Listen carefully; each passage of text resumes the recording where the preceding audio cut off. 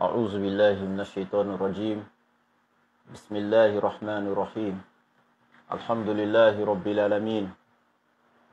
إن الحمد لله الذي نحمده ونستعينه ونستغفره ونعوذ بالله من شرور أنفسنا ومن سيئات أعمالنا. من يهد الله فهو المهتدي ومن يضلل فلن تجد له وليا مرشدا. وأشهد أن لا إله إلا الله وحده لا شريك له وأشهد أن محمدا عبده ورسوله وصلى الله عليه وعلى آله وأصحابه ومن تبعهم بإحسان إلى يوم يقوم الناس لرب العالمين. ربي اشرح لي صدري ويسر لي أمري واحلل عقدة من لساني يفقه قولي.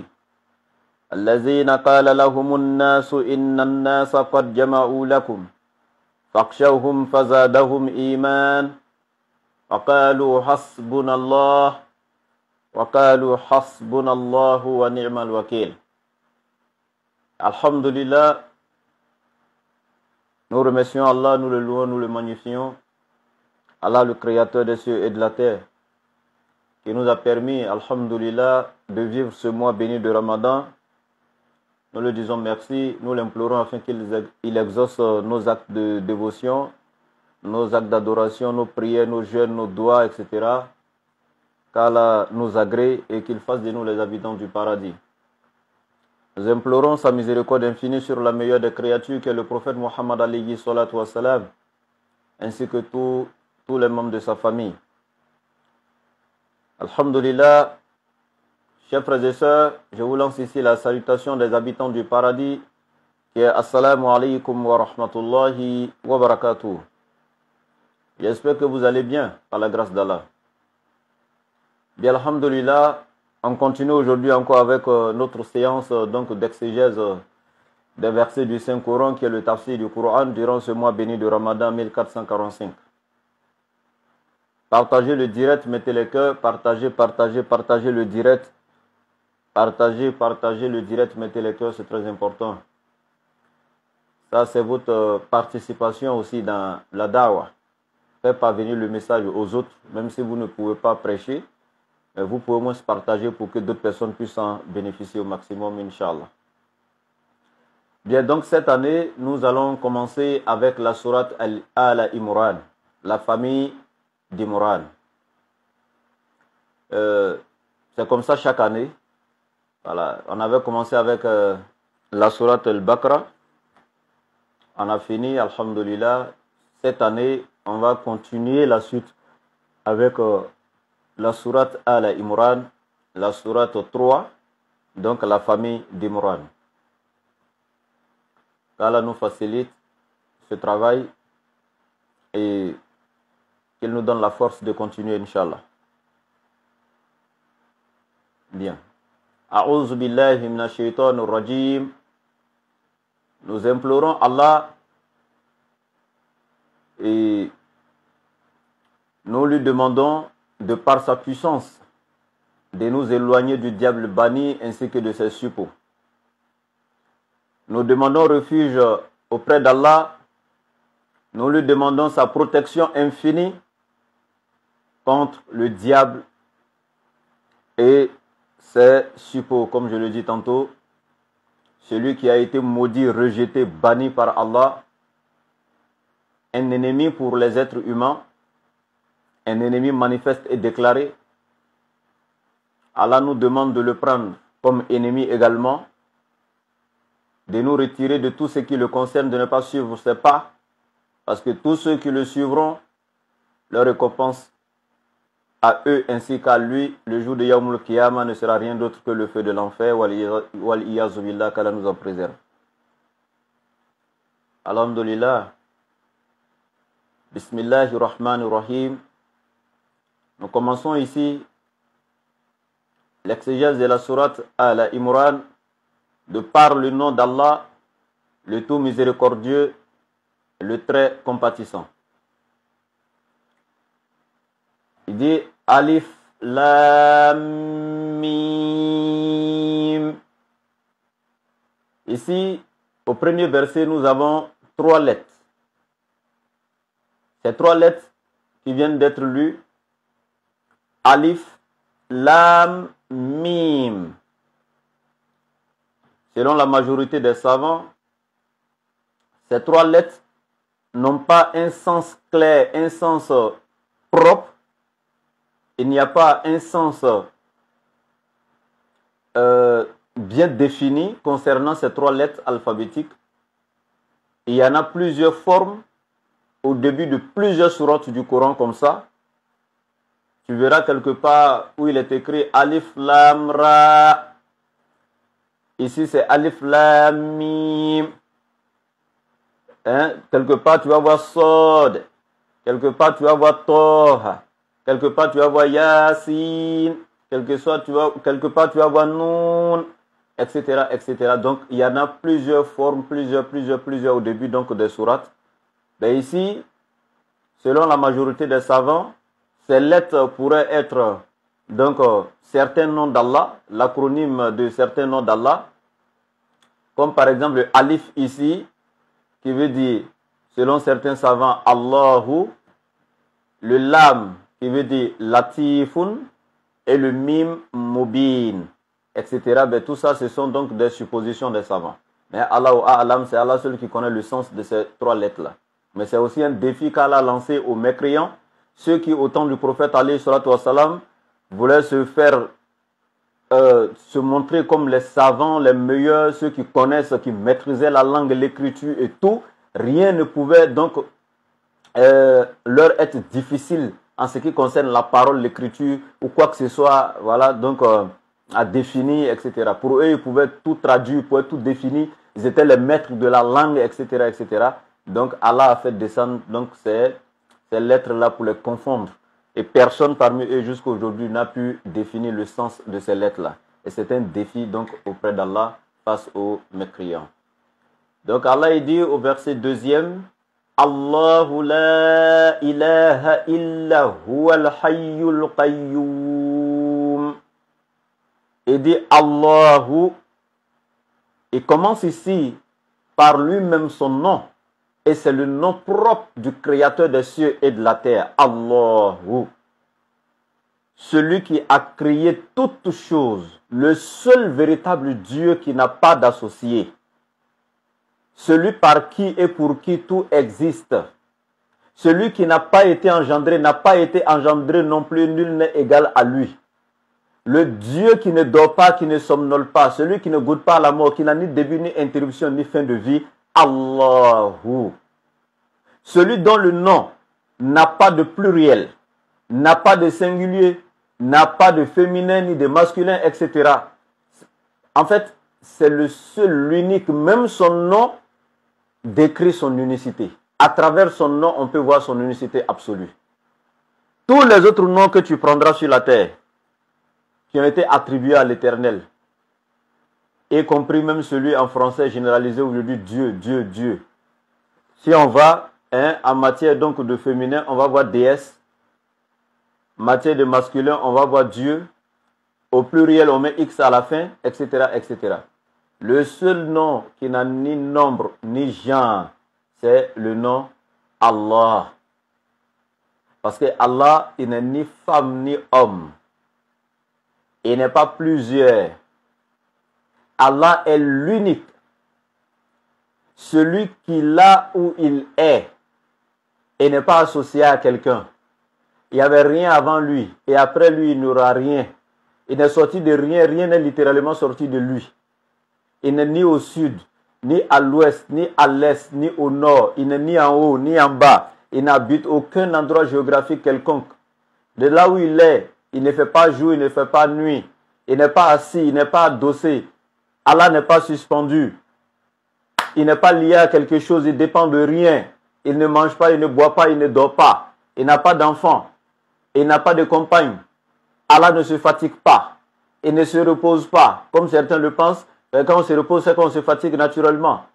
Donc, Allah ne dépend de rien et tout subsiste par lui et lui subsiste par lui-même, El-Qayyum. Donc, il dit Allahu. Certes, Allah, la ilaha. aucune autre divinité n'existe et qui mérite d'être adorée. Illa, sauf Huwa, Allah seul. Sauf lui seul qui est Allah. Si on te donne le nom d'un autre Dieu qui n'est pas Allah, c'est un faux Dieu. Si on te présente un Dieu qui a eu une maman ou bien un papa, c'est un faux Dieu. Si on te présente un Dieu qui a goûté à ce qu'on appelle la naissance, c'est un faux Dieu. Si on te montre un Dieu qui mange et qui boit pour vivre, c'est un faux Dieu.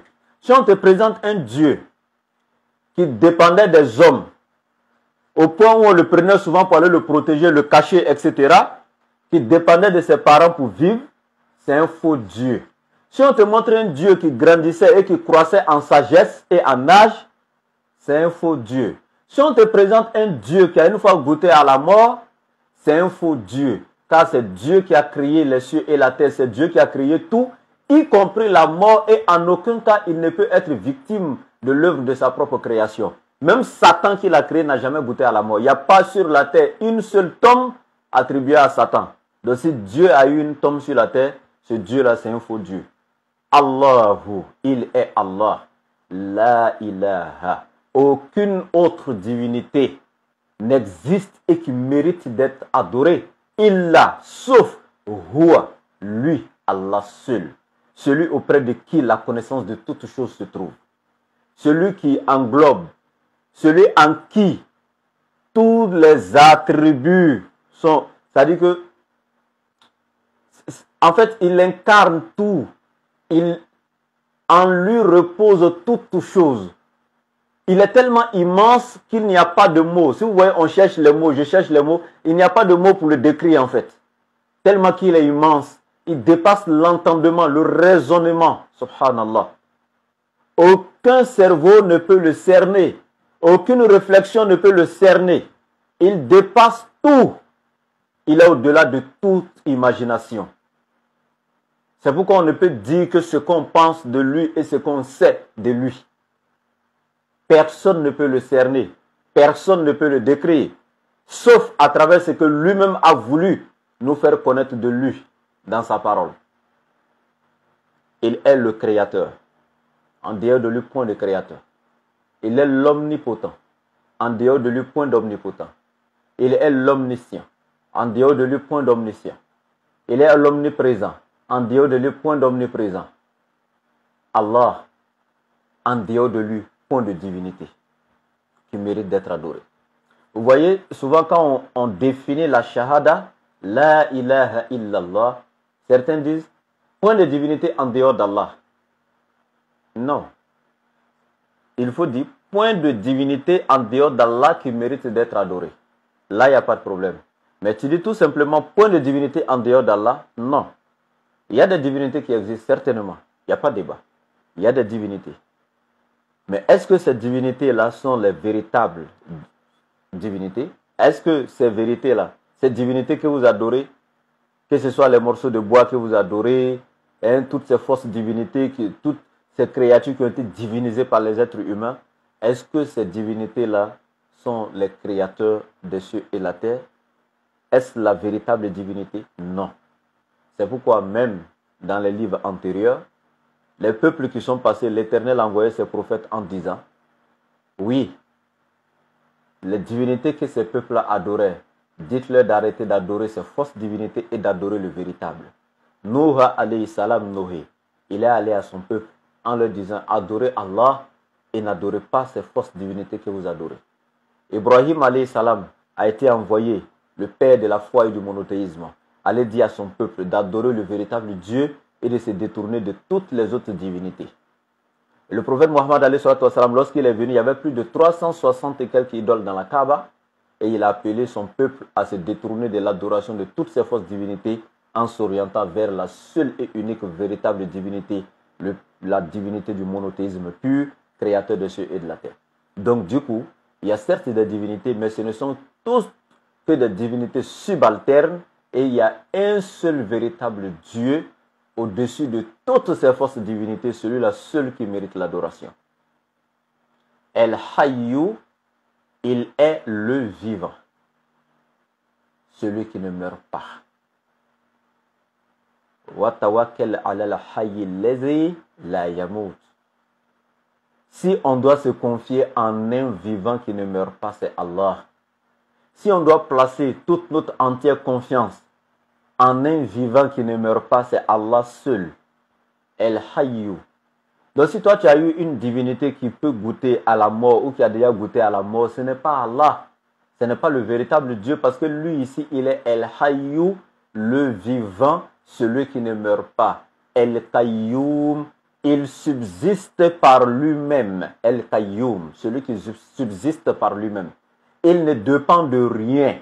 Il n'a pas besoin de respirer, il n'a pas besoin de manger, il n'a pas besoin de boire, il n'a pas besoin de maman, il n'a pas besoin de papa, il n'a pas besoin de protecteur, etc., etc. Si toi, tu as déjà eu un Dieu qui a eu besoin de toutes ces choses-là, il n'est pas le véritable Dieu parce que le véritable Dieu subsiste que par lui-même. Il n'a besoin de rien. Donc, il continue en disant « Nazzala alayka al-kitaba bil-haqqi » Il dit, certes, Nazzala alayka al-kitaba. C'est nous, Allah, qui t'avons révélé à toi, Muhammad, qui avons fait descendre sur toi graduellement le livre bil haqqi en toute vérité. C'est nous qui avions fait descendre sur toi le livre, en parenthèse, le Coran, en toute vérité. Nous l'avons fait descendre sur toi graduellement. Nous te l'avons révélé graduellement en toute vérité. Subhanallah. Allah il dit bil haqq. Donc toute personne dorénavant qui mettra la véracité du Coran en cause est déjà lui-même un égaré. Parce qu'Allah il déclare qu'il a fait descendre le Coran sur Muhammad alayhi salatu wassalam en toute vérité. Donc ce n'est pas le prophète alayhi salatu wassalam qui a forgé ce livre. Ce n'est pas lui qui a sorti le Coran de ses pensées, de sa réflexion ou de lui-même. Non. Mais c'est Allah qui lui a révélé ce message en toute vérité. Et cela est prouvé sur tous les plans dans le Coran. Le Coran lui-même définit sa propre véracité. Parce qu'il est véridique, vérité, vérifié et vérifiable. Je répète, le Coran est véridique, vérité, vérifié et vérifiable. Et il est vérifiable pour tous ceux qui ont un doute. Et quand vous prenez déjà la sourate 4, à partir du verset 82, Allah il dit « Afala yatadabbaruna al-Qur'an » Ne médite-t-il donc pas sur le Coran? وَلَوْ كَانَ مِنْ عِنْدِ غَيْرِ اللَّهِ لَوَجَدُوا فِيهِ اخْتِلَافًا كَثِيرًا. S'il émanait d'un autre qu'Allah, vous y trouverez maintes contradictions. Donc voici un défi qui est lancé à tous les êtres humains, toutes les créatures. Voici un défi qui est lancé par Allah. Si le Coran émanait d'un autre qu'Allah, si le prophète Mohammed avait sorti le Coran de lui-même, si le Coran avait été forgé par un être humain, s'il émanait d'un djinn, s'il émanait d'un démon, s'il émanait d'un autre qu'Allah, vous y trouverez maintes contradictions. Le seul livre sur la terre qui ne contient aucune contradiction, c'est le Saint-Coran. Il n'y a pas d'ambiguïté en son sein. Il n'y a pas donc d'incongruité en son sein. Il n'y a pas de contradiction en son sein. Il n'y a pas d'immoralité en son sein. C'est un livre saint, parfait, clair, en style et en sens. Ni le faux ne peut l'atteindre ni par devant ni par derrière. C'est Allah qui l'a révélé, comme il le dit dans la sourate 15, verset 9. Inna nahnu nazzalna zikra wa inna lahu lahafizun. C'est nous qui avions fait descendre le rappel, qui n'est rien d'autre que le livre, le Coran sur toi, Muhammad, et c'est nous qui en sommes les gardiens. Allah lui-même s'est engagé à être le gardien du Coran. Ni le faux ne peut l'atteindre, ni de par devant, ni de par derrière. Ni une mauvaise pensée d'un être humain, ni une mauvaise intention ne peut l'atteindre. Les gens peuvent se réunir pour vouloir introduire des contradictions, des faussetés dans le Coran, mais rien ne pourra atteindre le Coran. Parce que Allah l'a déjà protégé dans la mémoire des millions d'êtres humains sur la terre qui l'ont mémorisé. Dans toutes les classes d'âge, que ce soit des enfants, ils ont mémorisé le Coran entier. Que ce soit des jeunes, des vieux, le Coran est mémorisé, il est protégé dans les cerveaux. Même si toi tu l'as mélangé ici, il y a des millions de personnes qui l'ont de façon intacte, mémorisé, verset par verset, mot par mot, lettre par lettre. Subhanallah. Le seul livre saint sur la terre, si tu demandes à ses adeptes de le reproduire, en moins de 24 heures, les musulmans ont déjà reproduit le Coran déposé. Subhanallah. Alors, une fois de plus, Allah dit qu'il a fait descendre le Coran en toute vérité. Mais ceux qui viennent souvent ternir l'image, qui veulent ternir l'image du Coran en disant aux musulmans, oh oui, votre livre saint que vous avez là, ouais, ça vient du diable, c'est le shaitan. Hein? Celui dont vous parlez, l'ange Gabriel qui s'est révélé, qui a révélé le Coran au prophète dans la grotte de Hira. Le prophète Mohammed n'a pas vu le véritable Gabriel, c'est un démon, etc.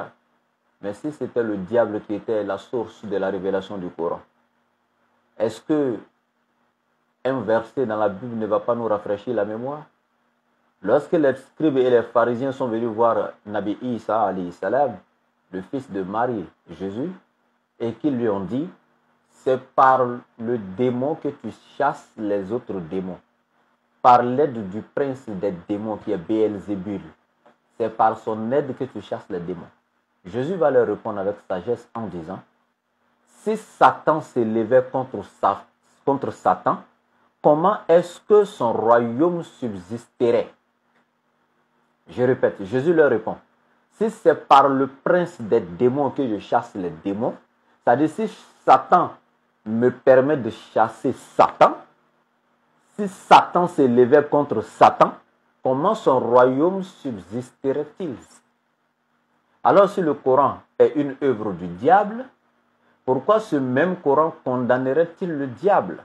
Comme dans la sourate 2, verset 208, quand Allah dit Ya ayyuhallazina amanu idkhulu fi silmi kafa wa la tattabi'u khutuwati shaytan innahu lakum aduwwum mubin.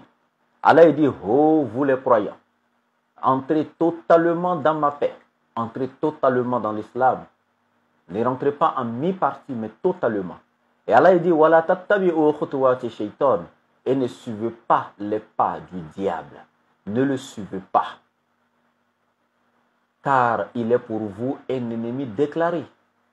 Alors si le Coran est une œuvre du diable, pourquoi le même Coran nous demande de nous détourner du diable? Si Satan lui-même se combattait lui-même, comment est-ce que son royaume allait subsister?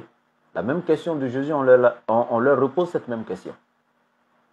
Satan incite les gens au mal. Mais dans le Coran, surat 5, versets 2, 3 et suite, Allah va nous dire wa ta'awanu 'alal birri wat taqwa wa la ta'awanu 'alal ismi wal udwan wa taqullaha innallaha shadidul iqab. Il va dire dans le Coran, exhortez-vous dans l'accomplissement des bonnes œuvres. Wa ta'awanu 'alal birri wat taqwa. Exhortez-vous dans l'accomplissement des bonnes œuvres et de la piété. وَلَا تَعَاوَنُوا عَلَى الْإِثْمِ وَالْعُدْوَانِ وَاتَّقُوا اللَّهَ. Et ne vous exhortez pas dans l'accomplissement des péchés et de la transgression. Et craignez Allah. Inna Allah shadidul iqab, car Allah est certes dur en punition. Alors, si Satan incite les gens à aller donc vers le péché et la transgression, comment est-ce qu'il peut être l'auteur d'un livre qui nous demande de nous éloigner de la transgression et des péchés et de plutôt nous exhorter les uns les autres vers l'accomplissement des bonnes œuvres? Satan peut-il s'élever contre lui-même? Comment est-ce que son royaume subsisterait-il? Ne réfléchissez-vous donc pas, vous qui pensez que le Coran serait l'œuvre du diable, alors que le Coran condamne le diable et tous ceux qui le suivent. Car Allah dit La amla'anna jahannama minal jinnati wan nasi kulluhum ajma'in. Et dans d'autres versets, mimman tabi'aka minhum ajma'in. Et dit, certes, nous remplirons l'enfer de djinns et d'hommes, parmi eux tous ceux qui te suivront, Satan. toi et tous ceux-là, je vous utiliserai pour remplir quoi? L'enfer. Tous ceux qui te suivront. Shaitan. Et dans ce même Coran, Allah il dit dans la sourate Nahl, la sourate 16, وَإِذَا قُرِئَ الْقُرْآنِ, il dit, si vous voulez lire le Coran, avant de commencer la lecture du Coran, فَاسْتَعِذْ بِاللَّهِ مِنَ الشَّيْطَانِ الرَّجِيمِ. Demandez protection auprès d'Allah contre la tentation du diable banni. Si le Coran est l'œuvre du diable, comment est-ce que Allah nous exhorte avant la lecture même du Coran de chercher refuge auprès de lui contre le diable? Vous voyez qu'il y aura tellement de contradictions. Donc le Coran ne peut en aucun cas être l'œuvre du diable. C'est plutôt l'œuvre d'Allah, le créateur de toutes choses, la source du bien, la guidance. Allah, maître du jour de la rétribution. C'est Allah qui appelle les êtres humains au bien, qui nous exhorte de nous éloigner du diable. Le Coran est l'œuvre d'Allah et non du diable. Donc il dit, Nazzala alayka al-kitaba bil haqq. Nous avons certes révélé à toi de façon graduelle, donc graduellement, nous t'avons révélé le livre qui est le Coran en toute vérité. Et une fois de plus encore, la science moderne vient confirmer encore la véracité du Coran à travers beaucoup de grands scientifiques aujourd'hui qui confirment que le Coran est vrai.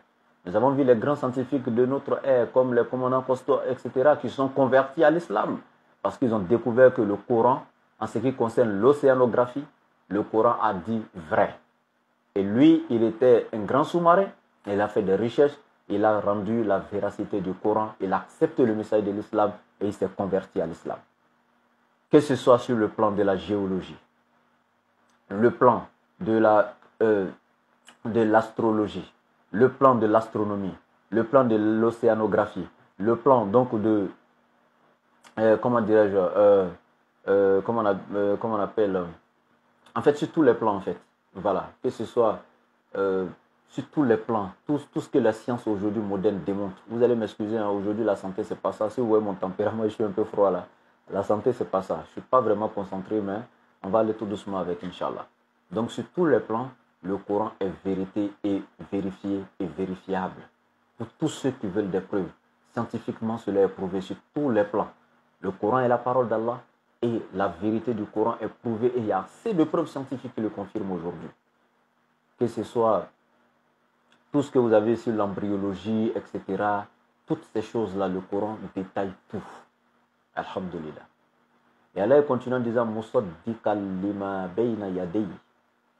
Et le Coran vient en confirmation des livres qui l'ont précédé. Le Coran vient en confirmation du message qui l'a précédé. C'est là qu'il faut qu'on explique très bien, éclairer la lanterne des uns et des autres.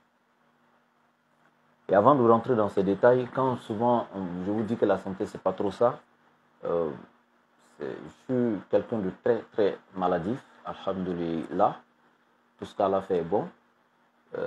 C'est pas juste un palu, un truc passager, je suis quelqu'un de maladif naturellement. Quelqu'un qui chaque semaine en tout cas est toujours couché là, donc besoin de vos doigts. Je le dis, hein, pour que vous me fassiez des doigts, c'est le mois béni du Ramadan.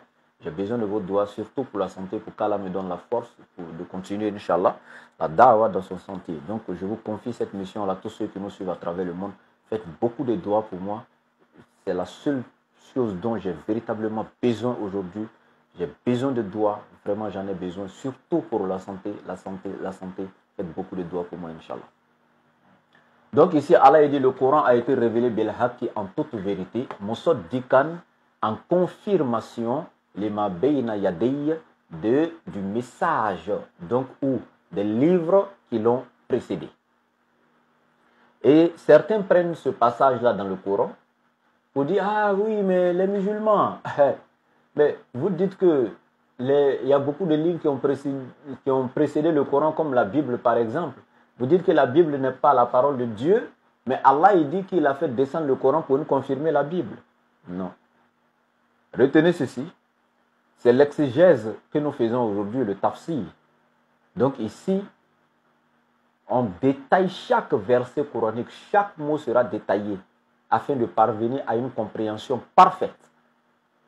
Le mot Bible n'existe pas ici dans le verset, ça fait un.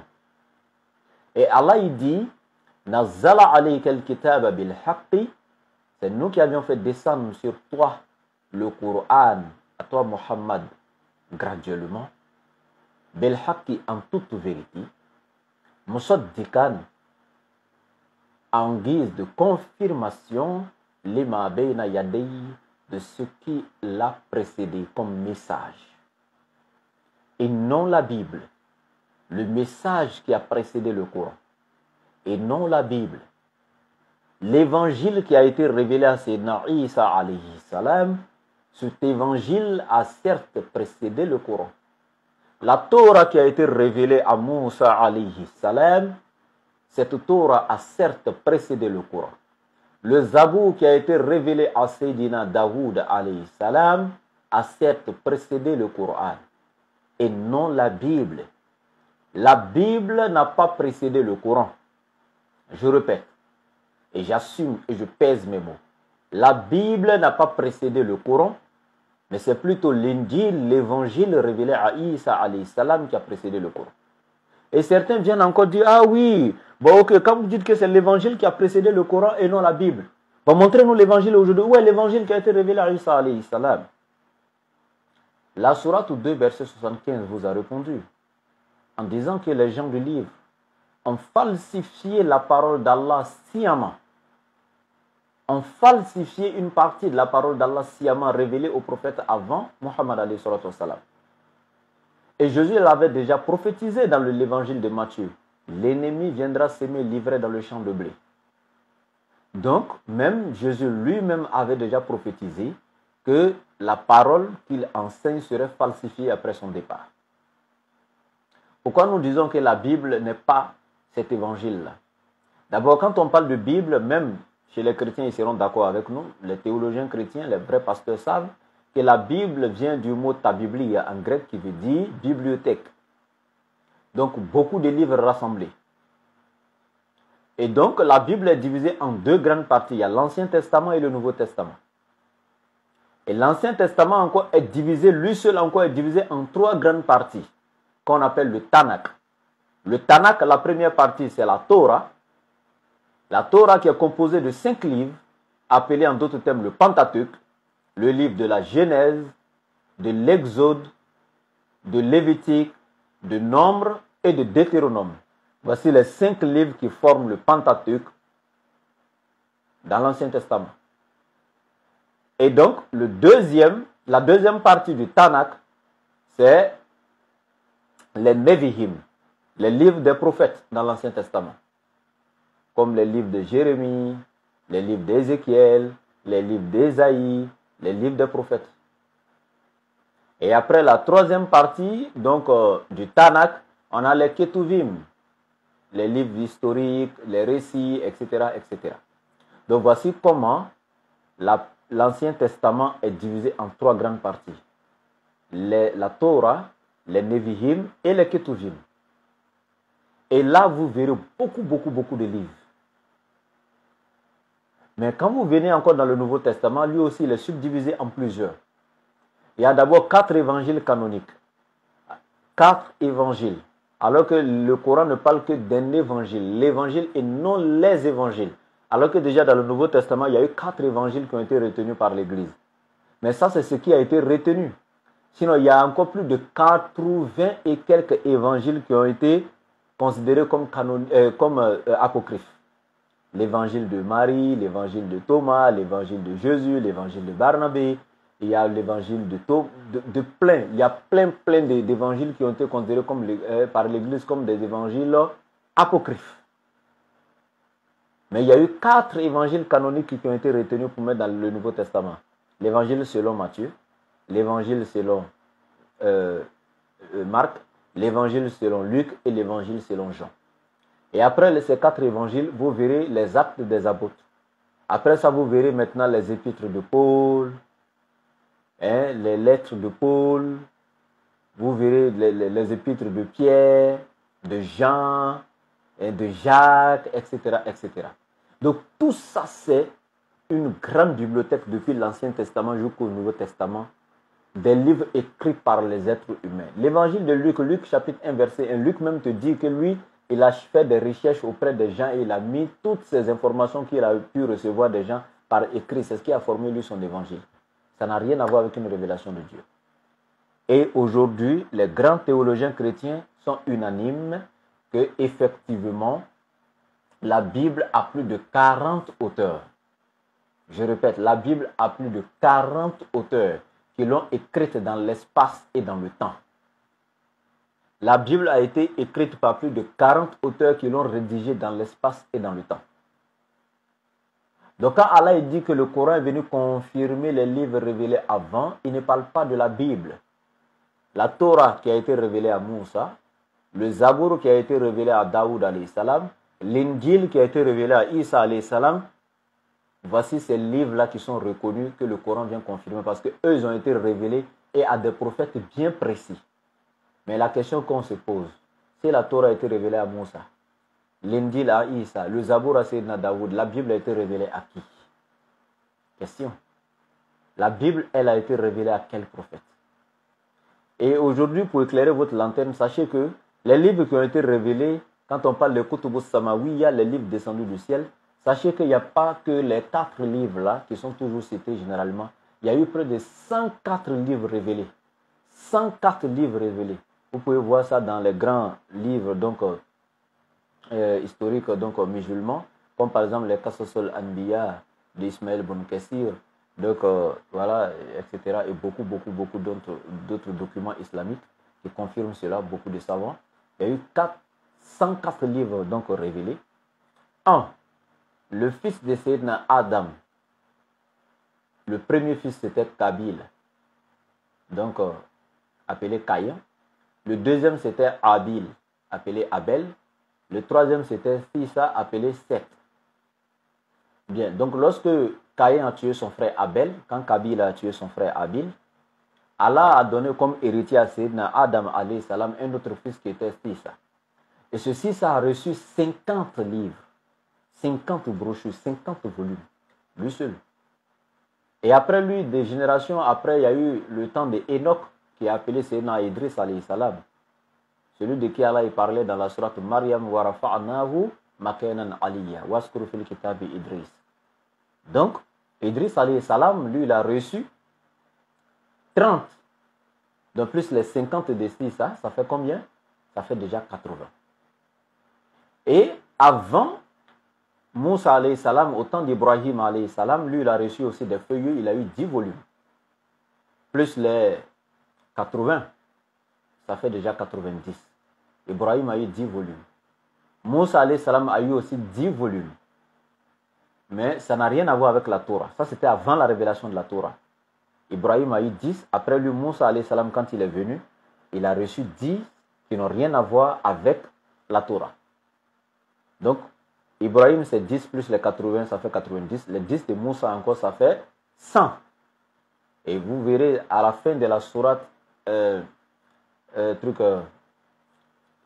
Suratul A'la, donc Sabisma Rabbika al-A'la, vous verrez à la fin de la sourate où Allah vous parle Suhufi Ibrahim wa Moussa, parlant des feuillets d'Abraham et de Moïse, donc d'Ibrahim et de Moussa alayhi salam. Et donc, ça fait 100.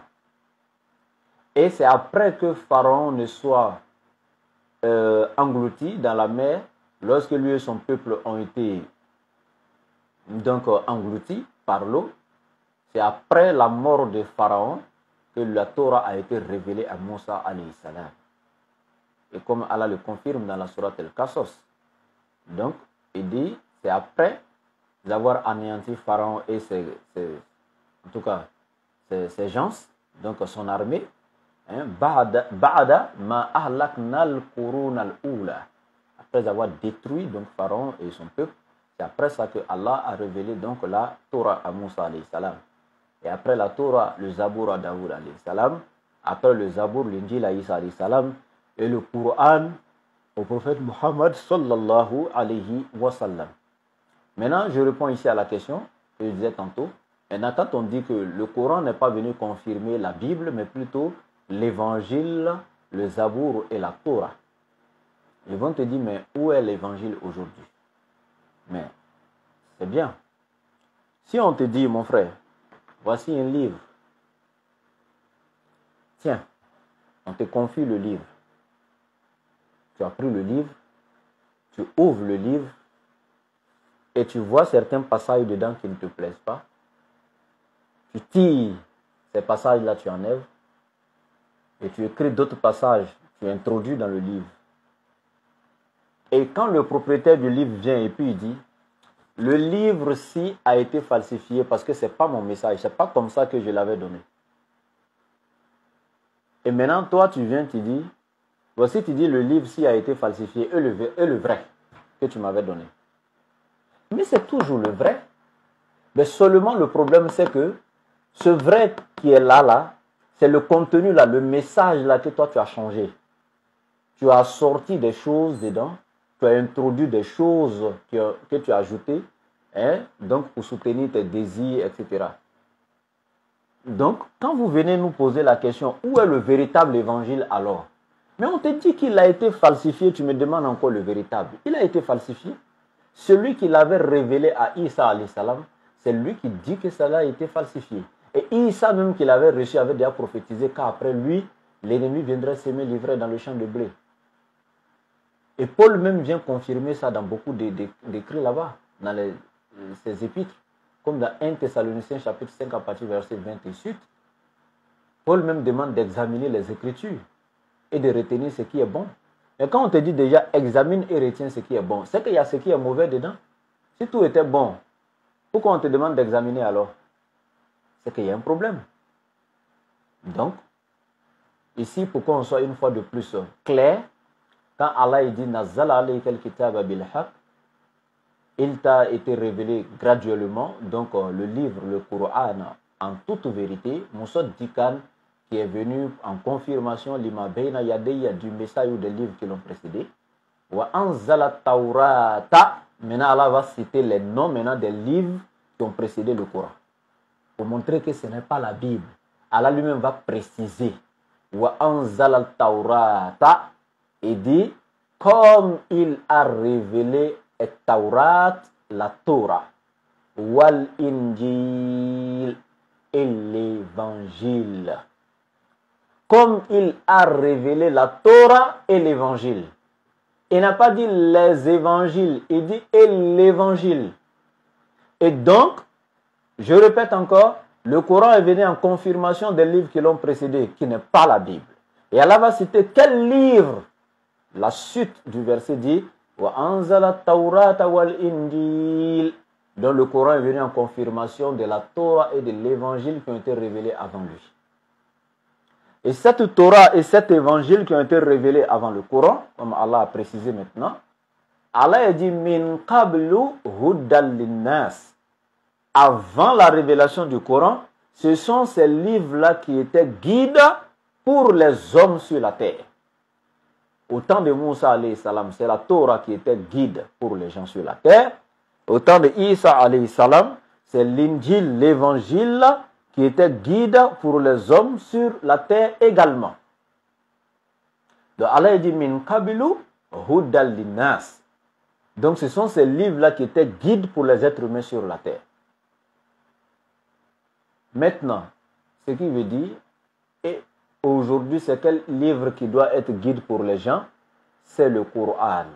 Cela est confirmé dans le Coran, Surat 5, versets 44 à 48.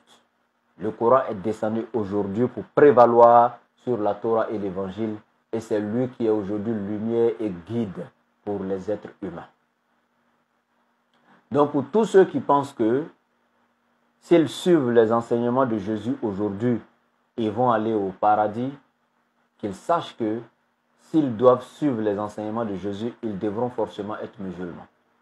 Parce que Jésus n'a enseigné que l'islam. Et quand il partait, il a prophétisé l'islam qui doit continuer avec l'avènement du dernier prophète qui est le prophète Mohammed alayhi salatu wa salam. Il ne s'est jamais prononcé sur le christianisme, il n'a jamais laissé la Bible, mais plutôt l'évangile que le Coran vient confirmer et qui annonçait la venue du prophète Mohammed alayhi salatu wa salam. Donc une fois de plus, ces livres qui étaient révélés avant n'étaient guides que pour les gens avant le Coran. Mais après la révélation du Coran, c'est le Coran qui vient pour prévaloir sur ces livres et c'est le Coran qui est considéré aujourd'hui comme guide et lumière pour les hommes. Comme Allah dit à la fin du verset 15 de la sourate 5, il dit قَدْ جَاءَكُمْ مِنَ اللَّهِ نُورٌ وَكِتَابٌ مُبِينٌ. Certes, vous êtes venu de la part d'Allah une lumière et un livre explicite. Yahdi bihillahu man ittaba'a ridwanahu subul salam.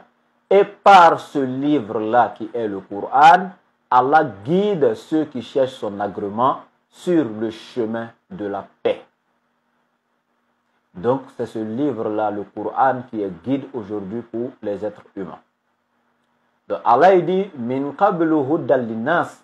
C'est avant la révélation du Coran au temps de Isa alayhi salam que l'Injil était guide pour les gens et au temps de Moussa alayhi salam la Torah était guide pour les gens. Mais aujourd'hui, lequel des livres est guide pour les gens? Allah il dit maintenant wa anzal al-furqan. Il dit et maintenant nous avons révélé le discernement, le livre du discernement, le livre de la direction. Le livre qui est considéré comme critérium du bien et du mal. Le livre qui vient établir la vérité, éclairer les êtres humains en ce qui concerne ce qui est vrai de ce qui est faux, ce qui est juste de ce qui est mauvais. Donc ce qui est guidance et de ce qui est égarement. C'est le Coran qui vient comme livre de discernement, le critérium du bien et du mal, le livre de la guidance et de la guider. Wal Furqan. C'est le livre aujourd'hui qui doit guider les êtres humains sur le chemin de la rectitude. Donc celui qui veut avoir le paradis, celui qui veut être guidé, celui qui veut avoir le salut, qu'il s'oriente vers le Coran. En dehors du Coran aujourd'hui, point de guidance. Allah dit innal lazina kafaru. Mais ceux qui ont mécru, ceux qui renient les signes et les versets d'Allah, qui renie la vérité d'Allah. Allazina kafaru bi ayatillah.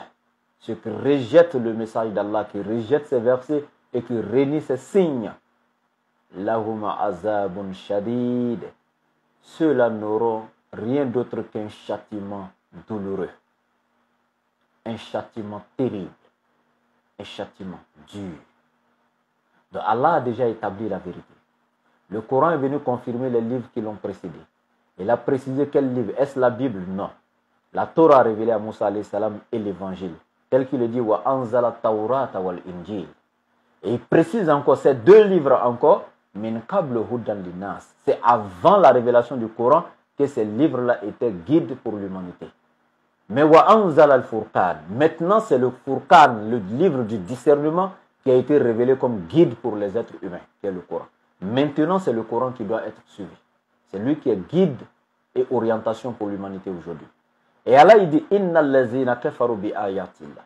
Et tous ceux qui vont me croire au verset du Coran, tous ceux qui vont me croire au signe du Coran, tous ceux qui vont me croire à la révélation du Coran, tous ceux qui vont me croire au signe d'Allah,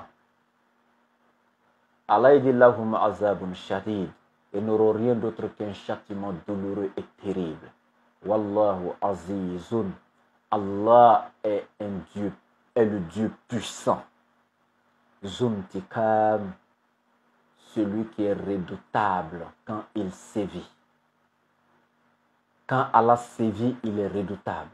Inna batsha rabbika lashadid. La saisie d'Allah est très dure. Subhanallah.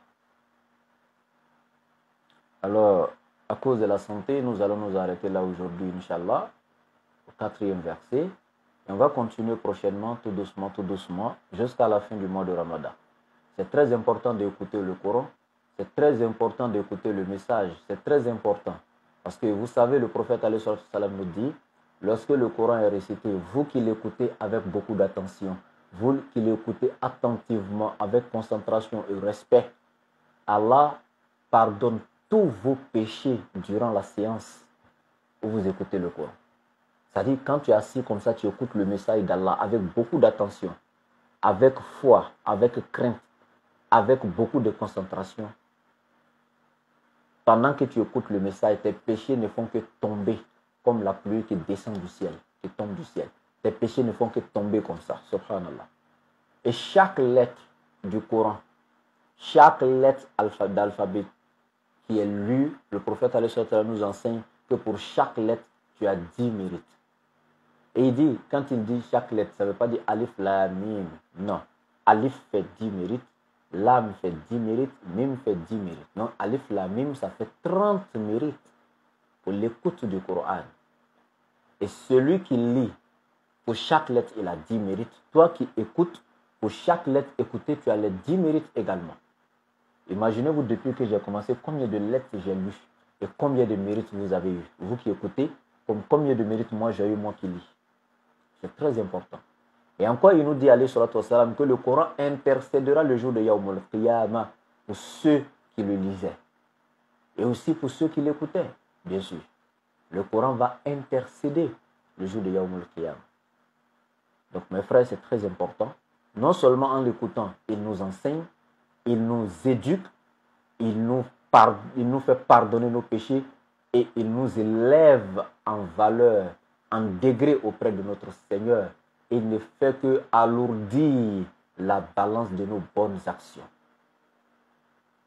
Donc, écoutons le Coran durant ce mois béni de Ramadan, c'est très important. Et avant de terminer, j'aimerais ici encore, Inch'Allah, une fois de plus, interpeller mes frères et sœurs, chacun d'entre vous, en ce qui concerne, donc, comment dirais-je, en ce qui concerne le centre islamique pour l'encadrement des convertis. S'il vous plaît, je répète encore avec le même message. Nous sommes dans le mois béni de Ramadan. C'est le mois du pardon, le mois des aumônes, le mois du bien. Nous vous demandons, posez beaucoup d'actes de bienveillance. Faites beaucoup de bienfaisance. Soyez bienfaisants. Donnez beaucoup en aumône. Donnez beaucoup de sodakat. Et il n'y a pas plus grande sodakat que celle que tu donnes pour la cause d'Allah. Rien que pour la face d'Allah. Nous vous demandons de contribuer à la construction du complexe islamique de l'encadrement des convertis. C'est juste les convertis que vous allez aider. Nous, on a déjà fait notre part. Avec la grâce d'Allah, on a pu participer à la conversion de ces personnes, des milliers de personnes. Et vous, on vous demande de contribuer à la construction d'un centre qui va nous permettre de les encadrer. Que ta contribution soit à hauteur de 500 francs, à 1000 francs. Comme l'émission d'Oustaz Diané, un internaute 1000 francs. Opération un internaute 1000 francs. Même si ta contribution est à hauteur de 50 francs, il n'y a pas de souci. C'est ce que tu peux donner pour Allah. Nous acceptons. Que ce soit 5 000 francs, 10 000 francs, 100 000 francs, 1 million. Contribuer pour la construction du complexe islamique pour l'encadrement des convertis. C'est un défi pour tous les musulmans. Aujourd'hui, dans le monde entier, la DDR est célébrée. Oui, partout où tu pars, DDR, vous faites la fierté de l'islam. Oui. Nous ne voulons pas que cela soit sur le bout des lèvres. Et sachez que la DDR, nous, on ne détient pas la clé du paradis. Et nous ne faisons pas ce travail pour être loués, pour avoir des éloges. Ce que nous faisons, ce n'est pas pour de l'ostentation, rien. La seule chose que nous voulons, si vous êtes vraiment reconnaissant pour ce que nous faisons, ne nous louez pas. Nous n'avons pas besoin de louanges. Nous voulons que vous venez vous associer à nous. Contribuez comme nous au développement de l'islam. Contribuez comme nous à l'avancée de l'islam.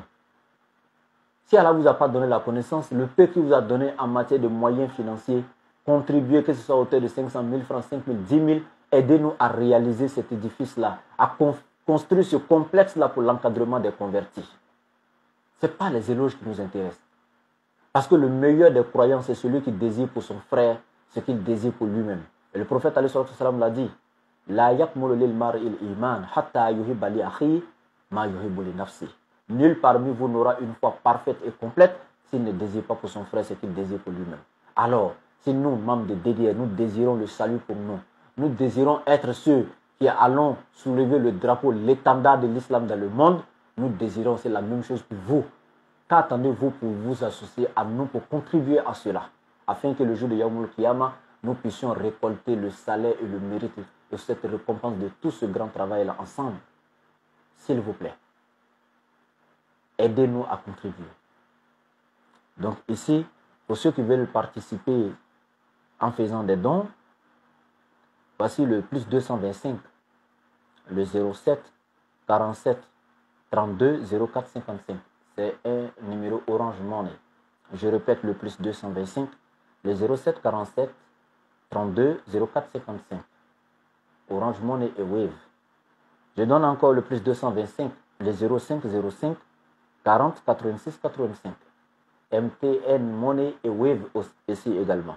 Le plus 225, le 05 05 40 86 85. MTN Money et Wave également. Je donne encore le plus 225, le 01 43 66 33 44. Le Move Money. Le plus 225, le 01 43 66 33 44. Move Money. Et mon numéro personnel du laboratoire, pour ceux qui veulent me contacter en privé pour d'autres préoccupations, le plus 225, le 07 09 01 93 47.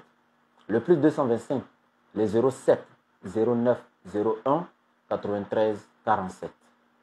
Sur ce, qu'Allah nous aide, qu'il nous facilite nos entreprises, qu'il exauce nos actes d'adoration, qu'il pardonne tous nos péchés, que notre récompense durant ce mois de jeûne ne soit rien d'autre que le paradis.